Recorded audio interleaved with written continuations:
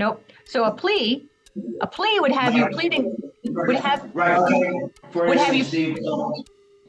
you pleading guilty to all those charges. We've got some back and forth here. It kind of sounds like we're underwater. So a plea would have you pleading guilty to those crimes, 3 felonies, without having seen the evidence against you. So you can stand mute and the court enters a not guilty plea. Before we start, subscribe to the channel if you love insane courtroom moments like this. Today's defendant is facing multiple felony charges, but instead of defending himself normally, he claims he's not even the person named in the case. Yes, you heard that right. The judge is about to deal with one of the most confusing legal... Good afternoon. All right, we are on the record in the matter of People versus Latavius Trashad Thornton. This is case 25-0203-FY, and may I have appearances for the record, please? George and on behalf of the people, Your Honor. Thank you, and? I'm Melissa Vachon with the Office of the Public Defender, Your Honor. I would note for the record that I am present and I did speak with Mr. Thornton. However, he is declining my representation at this arraignment. Okay, and Mr. Thornton, could you state your name for the record, please? I will object to being called Mr. Thornton. I am, for the record, my name is Shoulders. I am here as legal representation for Latavius Trashad Thornton, which is a nonprofit organization. Your Honor, I'm looking at his file from 2022. I think he was sent to competency back in 2022, and it looks like it's going to be the same issue today. It's my understanding that he might have a bench warrant out for his arrest for sentencing. He pled guilty to, I believe, attempted R&O in November 8th of 2022, but he failed to appear in December 2022. And looking earlier in the files, I believe he was sent to competency as well. And it looks like this is going to be the same issue. So if the court is inclined to send him to competency, I'd ask for that. Objection again, Your Honor. Everything comes through me. You're going to get your turn, okay? But I have to run this in sort of an organized fashion, in part for you, because if you want to appeal, you want a transcript that is coherent and readable, okay? I'm sorry. I don't know. Were you speaking to me or yes, to sir. Mr. A? Mr. Thornton. So if you want to appeal, I just want the record to be correct, and there was no objection. There was no objection to the statement that I made about Mr. Thornton, about Latavius Trashad Thornton being a nonprofit organization, and I was just objecting the points that the attorney prosecutor made. Okay. But yes, there aren't objections at arraignment. There aren't objections at arraignment. And I am going to call you Mr. Thornton because that is the name that you have been identified as, and that is the name the charges are under. No, Mr. Thornton. So, the other option is to call you defendant, which is true. You are the person defending yourself, but that sounds kind of rude. So I'd rather call you Mr. Thornton. So I want to make sure that we treat you with as much respect. Here's why we have this hearing. You have, under the Constitution, a 6th Amendment right to know the charges against you. So we have this hearing for that reason. So I want to make sure that you get all of your rights and know everything that is available to know about this case right now so you can defend yourself. That's the whole purpose today. Give you the information you need so you can defend yourself with or without counsel as you wish, okay? We're going to do 5 things this afternoon. First, I'm going to read the charges against you, including the maximum possible penalties, because you have a right to know them. Second, we're going to talk more about your rights. Then, I'm going to enter a not guilty plea on your behalf. I'll give you the opportunity. Well, no, sir. So just a minute. Okay, so you're going to have the opportunity. You can stand mute or plead not guilty. We'll come to that in a minute, okay? So that's the third thing we're going to do. Then, we're going to talk about dates when you return to court. You're going to get those in writing. Lastly, we're going to talk about bond or bail. Okay? So, Can I please? because here's the thing. I don't want to be disrespectful to you. Right, absolutely. I know it feels disrespectful, but here's why. Here's my concern. I don't want you to say anything that could come back to haunt you later. So that's why, and this is true of every arraignment I do, I tell people right at the beginning, if you try to speak, I'm going to shut you down. And it's not to be disrespectful, and it's not because the case has already been decided. It's to protect your innocence and your interest going forward. So for that reason, I'm going to do most of the talking here. That's fine, Your Honor. I'm fine with you doing most of it. But please, to protect my free speech, could you please not mute me? I have no intentions of disrespecting your courtroom. If I speak out of turn, could you just simply let me? Okay. I am aware that I am innocent until proven guilty, and that something I say could, like you said, come back and haunt me. I'm well aware of that for the Taylor Straight Shot Thornton. However, I do still need to express correctly, and if I'm capable of settling this matter now, why can't we do that? I have more than just the Sixth Amendment right. I have a plethora of rights that are granted to me from God, the Human Declaration, from the Constitution, and so forth. There's a plethora of rights that have been granted onto me. So I don't just want to rely on the few far in between. I would like to rely on all my rights and abilities, and if possible, take care of all these matters in the most dignified and respectful way to keep the court's dignity and my dignity as a man. And furthermore, as a preservation of my innocence, I would like, until proven guilty, I believe that is pertinent that the innocent factor be imminent here. Absolutely. So here's what I'm going to tell you. And I tell this to everyone at this stage. The most important thing I can tell you this afternoon is that you are innocent. You are innocent unless you remain innocent unless at some point you plead guilty or are found guilty beyond a reasonable doubt at trial. And I say unless for a reason, because it's different than until. Until means something's going to happen sooner or later, right? We'll be here until Saturday. Saturday is going to happen. Unless means we don't know what's going to happen. And in your case, we don't know what's going to happen. You haven't seen the evidence. Okay, I'm going to keep going through this and then I'll acknowledge you in just a minute. You haven't seen the evidence. Okay. No attorney has seen the evidence.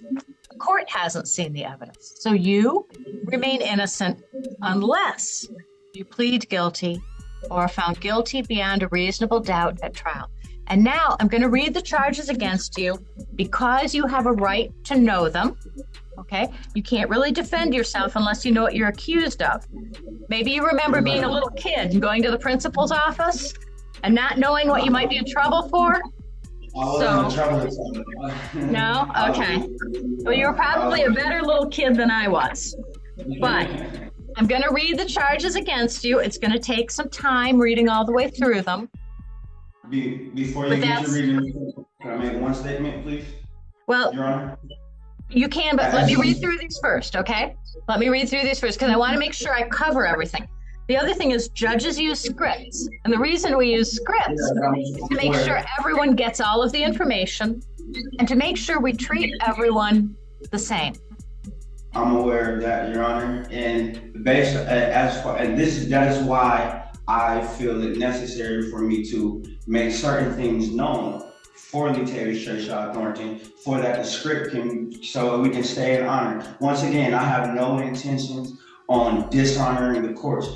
I'm even here to surrender all of the interests of the Taylor Straight Shot Thornton to the courts. That's I have those full intentions.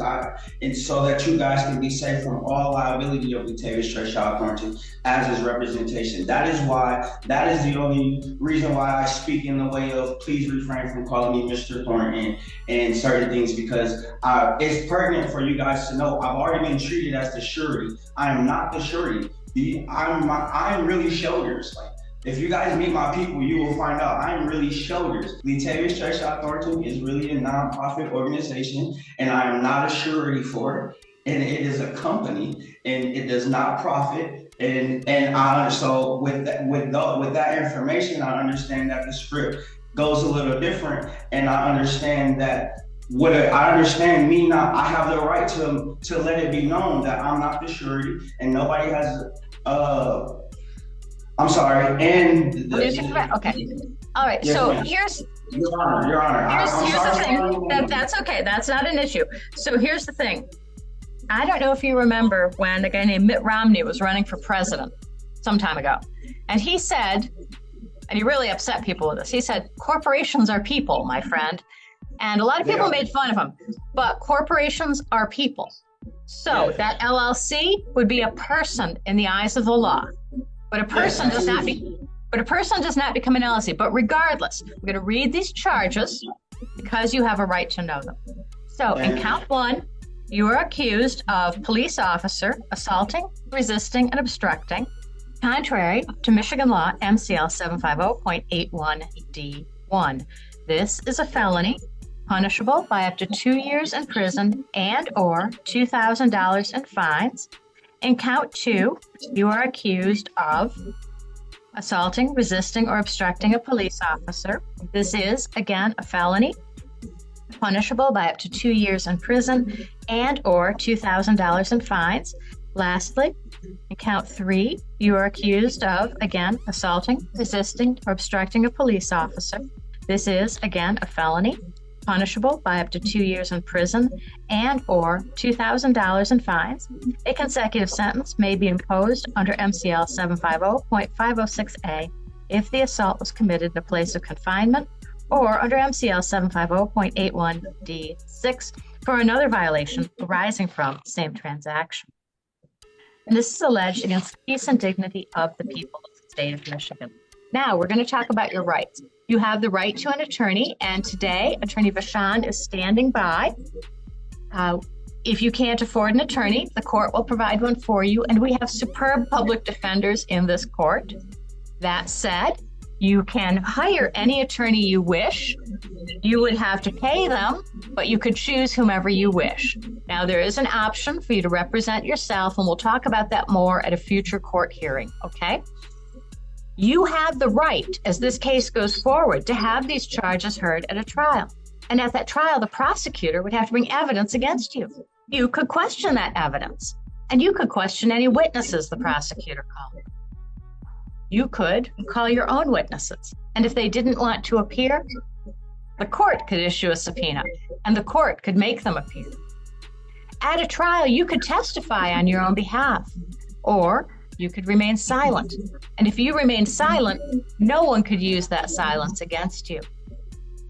At a trial, you could bring any evidence you wished, or you could just sit there, because it's the prosecutor's job to prove guilt beyond a reasonable doubt.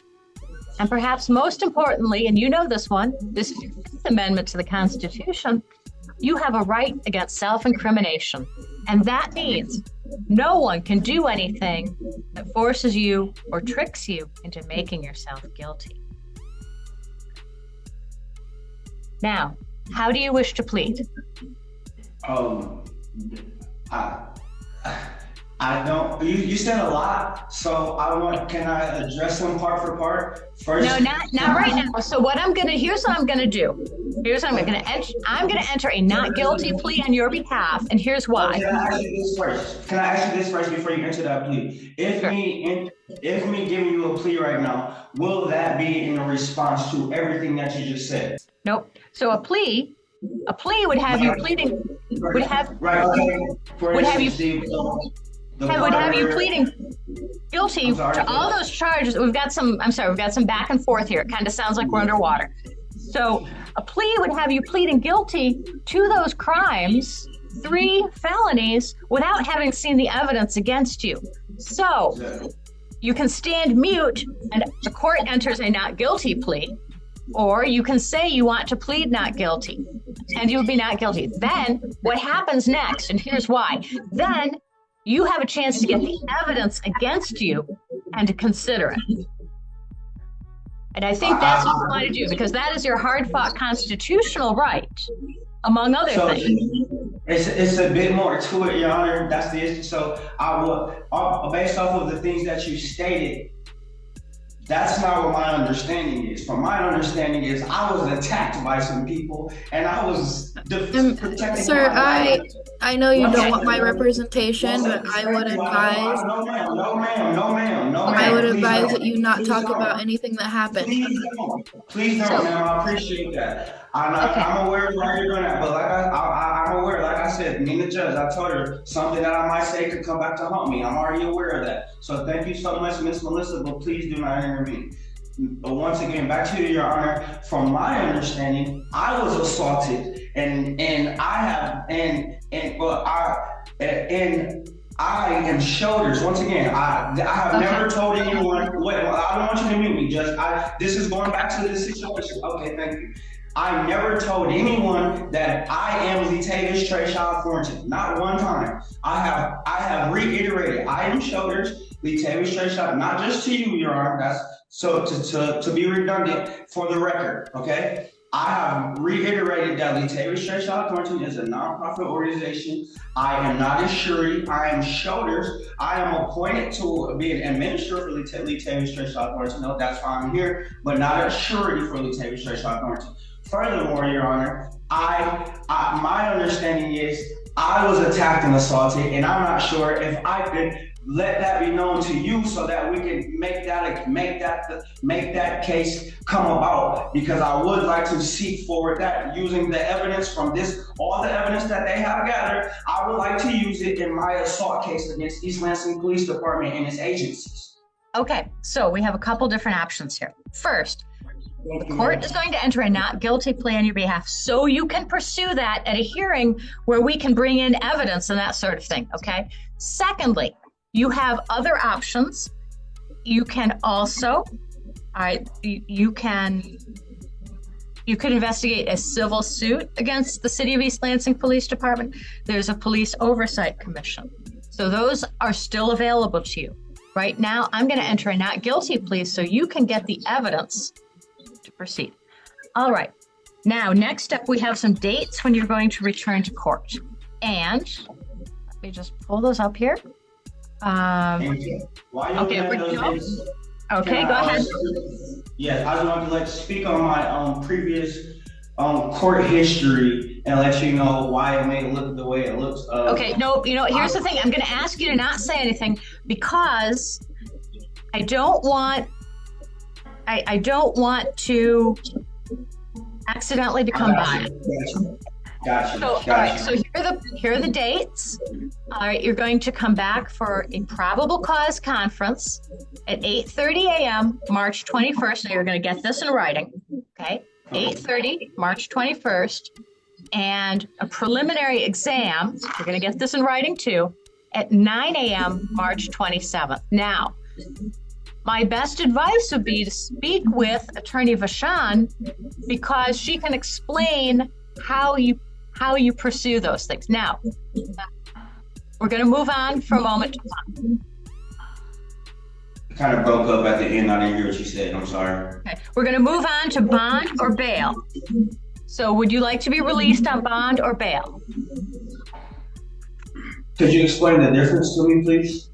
Your Honor, I was going to ask for a bond. People Okay. have. We're going to let Mr. Anid go first. All right, Mr. Anid. The people are looking at MCL 765.6. Some of the factors to Now consider. you're cutting out. I'm sorry. Go ahead. If he says something like that, would it make you biased? Couldn't you be speaking to make you biased? Well, I'm going to come back to you in just a minute, okay? Okay, no problem. All right, Mr. Nid, I'm sorry you were cutting out, but please. Your Honor, the people are looking at some of the factors to consider bond. The people are asking for at least a $25,000 cash surety and GPS tether if he does post bond. We're looking at the seriousness of the offense charge, the protection of the public, the previous criminal record, and the dangers of the person accused, the probability or improbability of the person accused appearing at trial of the cause. All those factors are not in favor of the defendant, Your Honor. He failed to appear for sentencing in, I believe, circuit court. And again, Your Honor, if the court has updated lien, if you can see if he has a warrant from a couple years back, that's for pleading for attempted resisting and obstructing, is what my note indicates. Protection of the public, Your Honor. This case involves assault on officers. I think one officer got punched in the face. The previous criminal record, he has 4 criminal histories from 4 different states, Your Honor, pending from. Okay, no, he's gonna get, and then I'll hear from you, okay? And his probability. Your Honor, lastly, he failed to appear for several years on sentencing. He's not going to appear for this case if he gets released. I asked for a high bond and a GPS tether if he posts that bond. There's a lot of risk to the public in this case, and obviously he has ties to Indiana, Kentucky, Georgia, and one other state, Your Honor. This is a problem. Okay. Thank you. Okay, now. Before we get to the bond, Okay, I'm going to give you a chance, but here's the thing. Because there are certain key words, because there are specific things attorneys ask for, do you want Attorney Vachon to address this on your behalf? Because she's really good at this. I will tell you, she's really good at this. can I say some things to Attorney Vachon before I make that determination? Right. Yes, Your Honor. Could we take a brief recess and I could have a breakout room? Okay, so you're going to be in a breakout room with just Attorney Vachon, then we're going to come back. Nobody's going anywhere until after you've had a chance to come back, okay? One moment, please. We'll put you in a breakout room. Thank you. Thank you. Now things get serious. The prosecutor asks for $25,000 bail and GPS monitoring, pointing to criminal history and an old warrant. But the judge spots something important in the file, a 2022 warrant that changes everything. So instead of denying bail outright, the judge structures a $10,000 bond that gives him credit for time served. Now we're unmuted. Mr. Anid, are you coming back? Yes, Judge. Okay, so I'm going to start with, Mr. Anid has spoken. I'm going to start with Attorney Vachon. Attorney Vachon, anything from the breakout room? No, Your Honor. The defendant will speak for himself. Whoa. Okay. Sir, please proceed.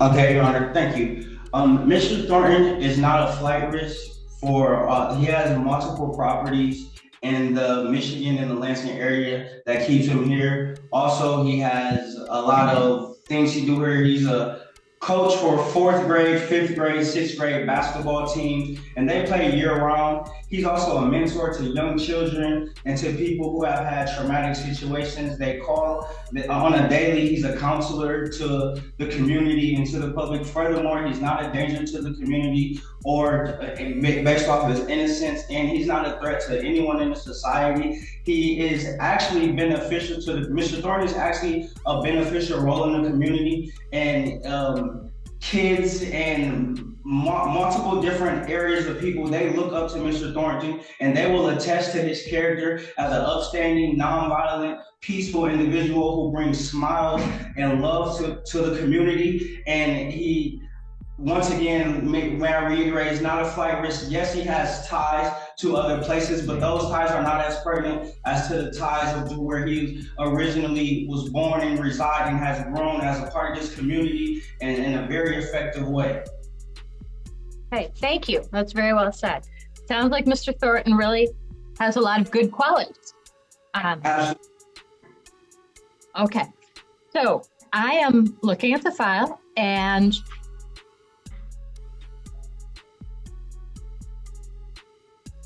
I want you to bear with me a bit. There was a song when I was younger.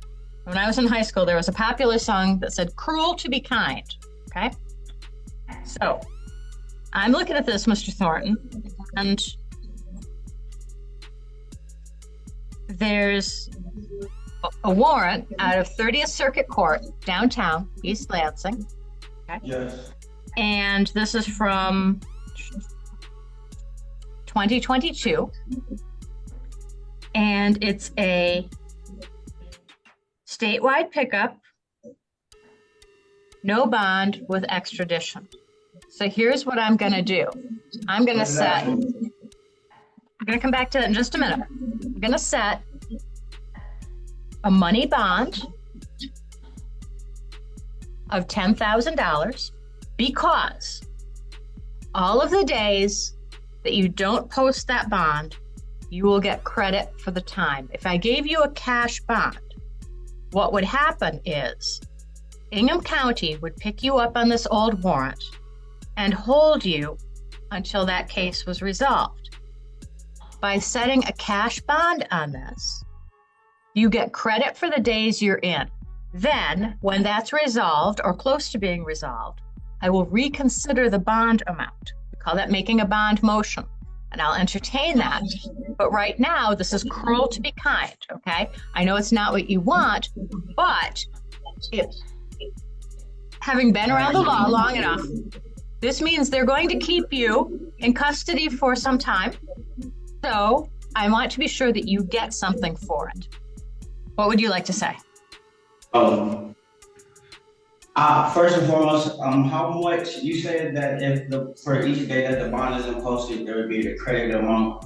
I'm not. I just want to throw this out there for Latavius Thornton. Once again, he accepts that offer for the credit amount to be $1,000 a day, and furthermore, he accepts other offers from the prosecuting attorney's office if they are willing to go day by day with Mr. Thornton, if he's incarcerated. Well, that's good to know, but that's not on the table just yet, okay?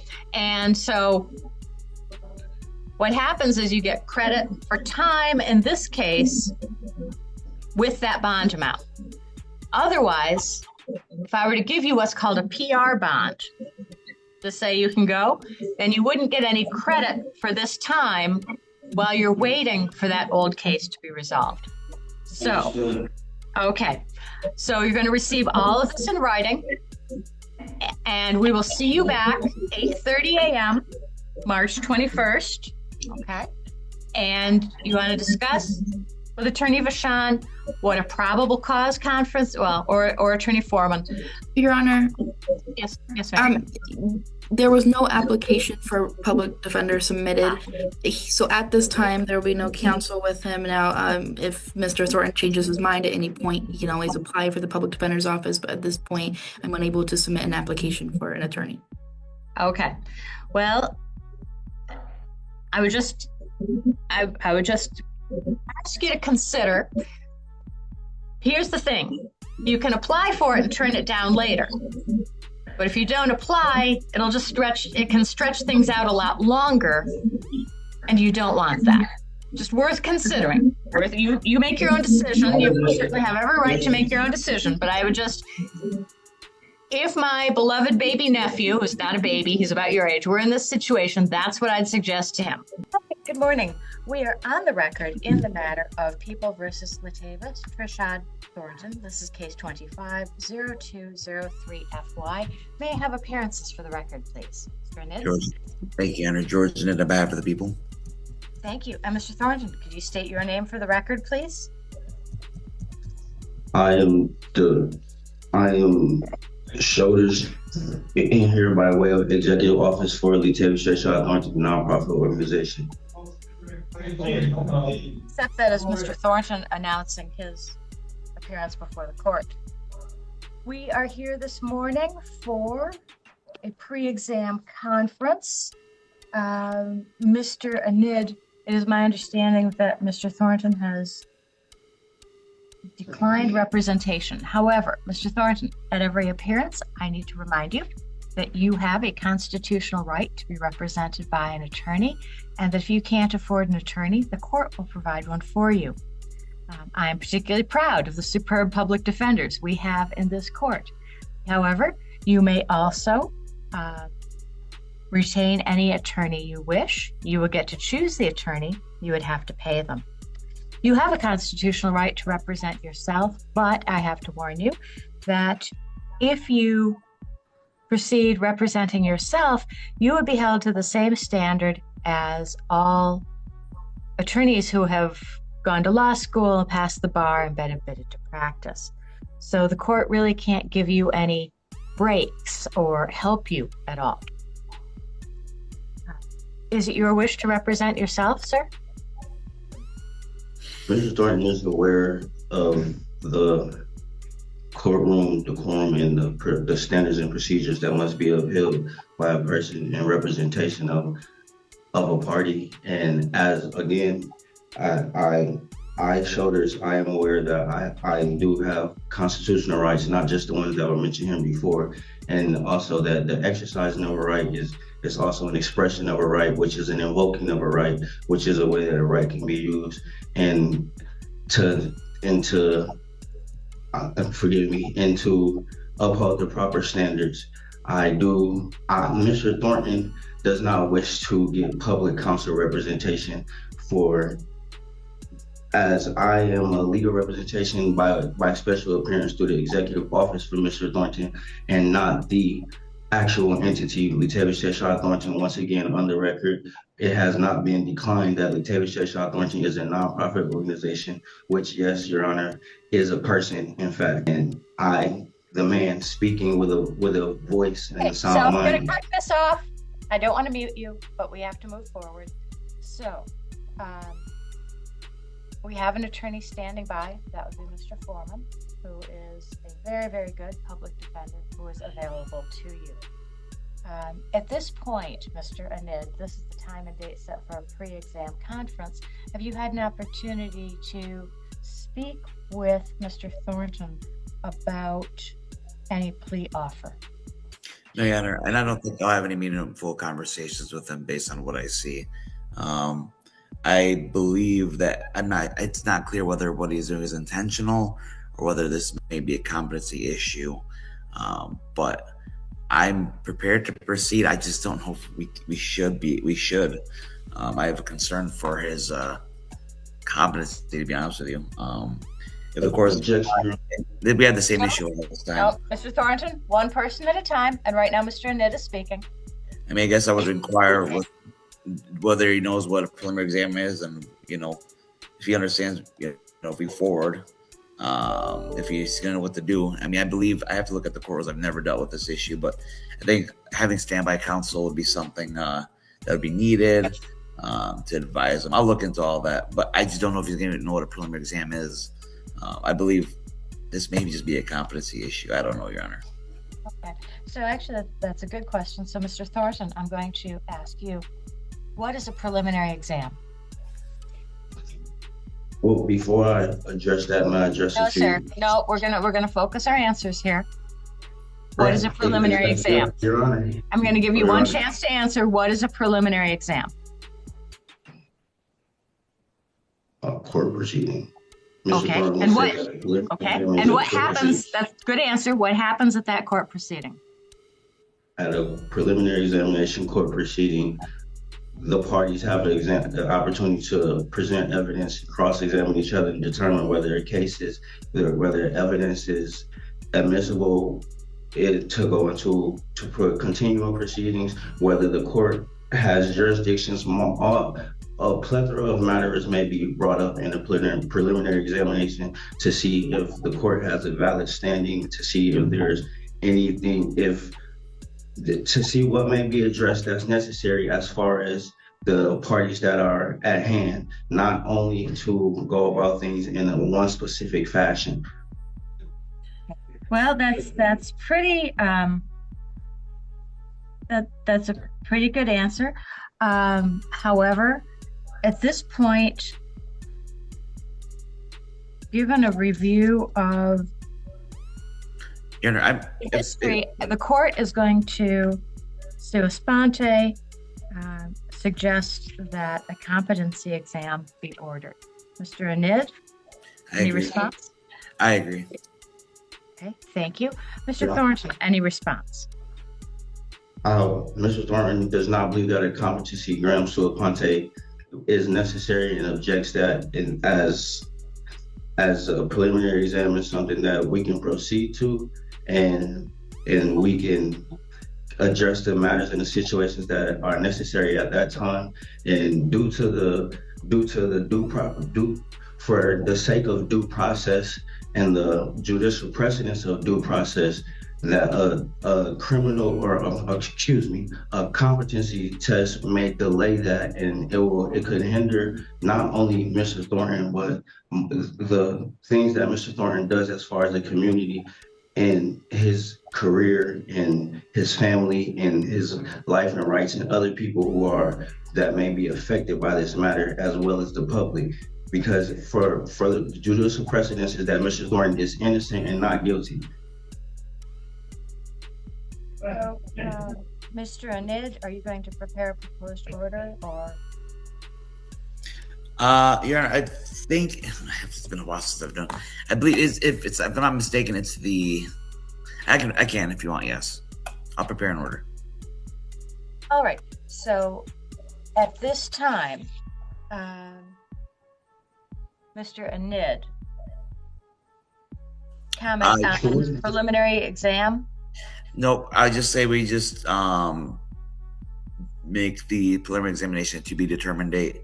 If anything, reset it for another PCC or review hearing for when we do come back with a competency opinion. Okay. So, Mr. Thornton, you have two rights at play here. One is the preliminary exam that we just discussed, and the second is the right to have that within 21 days. So, the reason that you have a right to have that within 21 days is to prevent cases from dragging on endlessly. There are certain timelines that have to be met. However, the court can waive that 21 days if it finds good cause. And that would be, for instance, if one side had recently received discovery and was unable to proceed. Another good cause could be if someone was ill or hospitalized.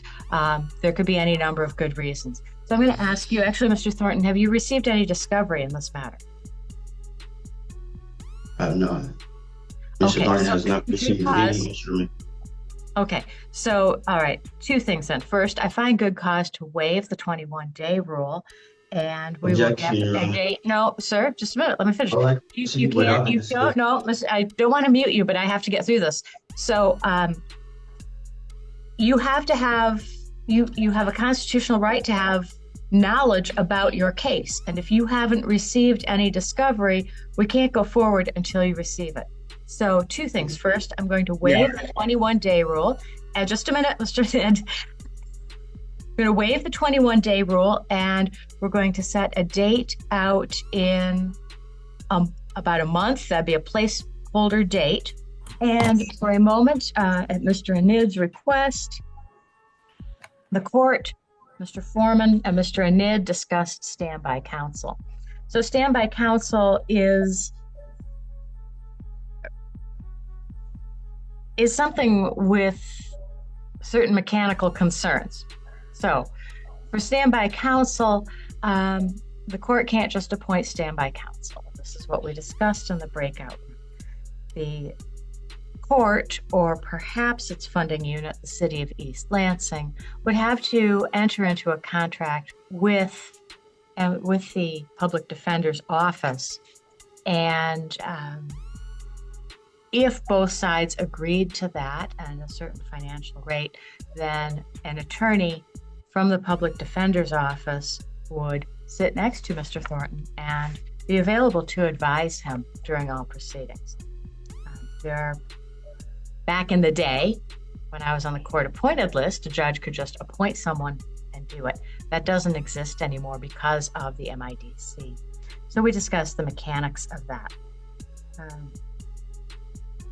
The court is going to make a formal discovery request on behalf of Mr. Thornton.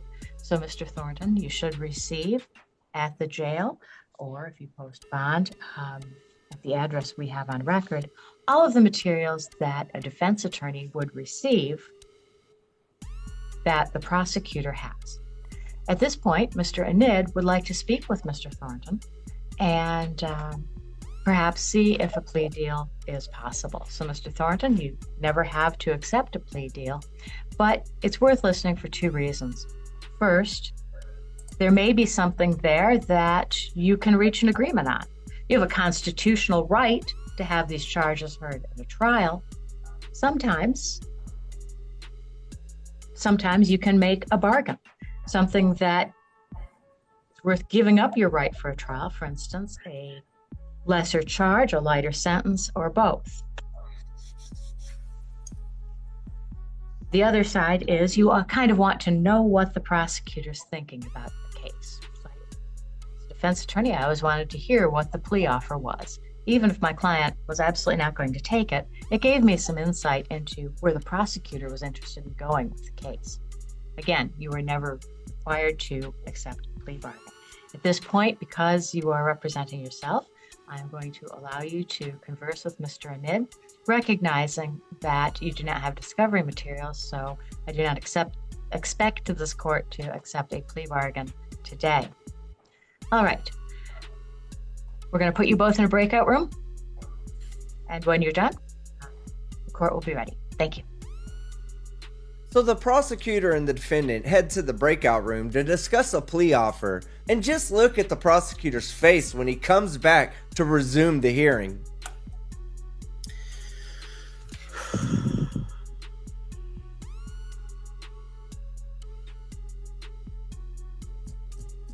Okay, sound is back on at the jail, so we will go back on the record in the matter of People versus Latavius Rashad Thornton. This is case 25-0203-FY. Mr. Anid, prosecutor, and Mr. Thornton, representing himself, have met in a breakout room. So first, because the prosecutor has burden of proof, I'm going to ask Mr. Anid first, then Mr. Thornton, I'll ask you. So Mr. Anid, anything from the breakout room that you'd like to report? Yes, I just want to make sure Mr. Thornton is there because I don't see him on here. Oh, I see him. Okay. Can you hear me? Okay. Yep. So we discussed. Yep. We discussed a little bit of as much as we could. I believe based on my discussions with him, I don't believe this is a competency issue. I believe this is more of the what Mr. Thornton kind of described earlier. So the plan, I think we both agreed on, is we're asking for another probable cause conference. I'm going to somehow figure out how to provide him discovery, the complaint, the information, all the charging documents that we have.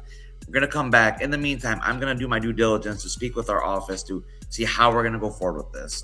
Because I know it's my understanding he wants to represent himself. That is his right. I believe based on the questions that you asked earlier, he answered them pretty fairly, Your Honor. I just want to make sure we got all ducks in order. I discussed a misdemeanor offer potentially with them, but also discussed that I encourage him to get a public defender.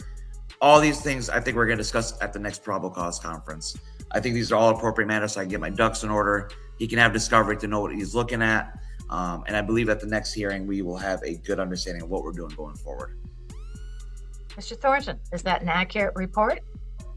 It's pretty accurate, Your Honor. Just a few more points that we had discussed in that breakout room was also that it was in the discovery, we would like to get subject matter in the appointment of the authorities that has been filed onto the record for these proceedings and how we came about to be into the court's jurisdiction for this matter in such fashion. And I think that's kind of what that's a word salad. It's not making any soup. Can you make sense at all? Can you rephrase that for me, Mr. Thornton?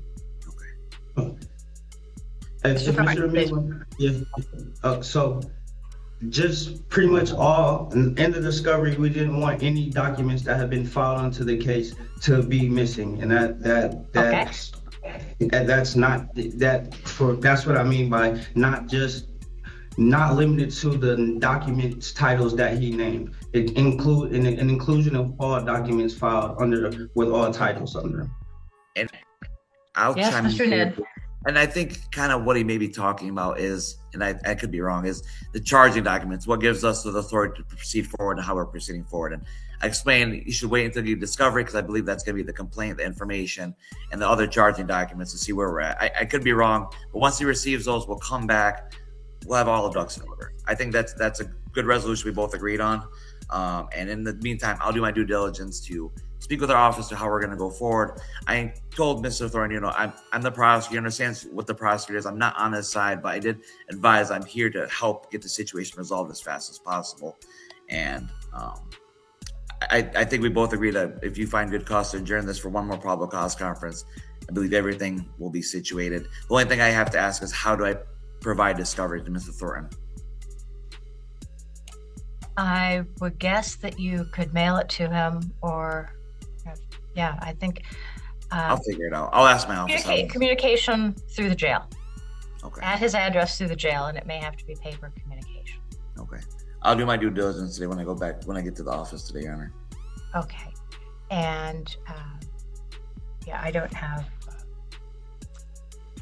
discovery demand in front of me, but that would include, of course, any exculpatory materials granted under Brady. That would include make a request for any body-worn camera, any evidence you plan to introduce, any car video, any report that you have in your office other than what's protected under attorney-client privilege with the prosecutor or any counsel. Mr. Thornton, anything further this morning? Not at this time, Your Honor. Just new dates, Your Honor. New dates. New probable cause. Okay, so we had the dates, and that is 8:30 a.m. April 25th for a probable cause conference, and 9 a.m. May 1st for a preliminary exam. Okay, so the next probable cause conference is about a month away. Does that sound right? Yes. Okay. All right.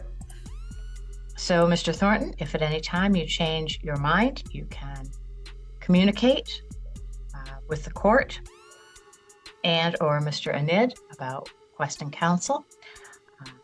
At every hearing, I'm obligated to tell you your right about counsel and to determine the parameters of that.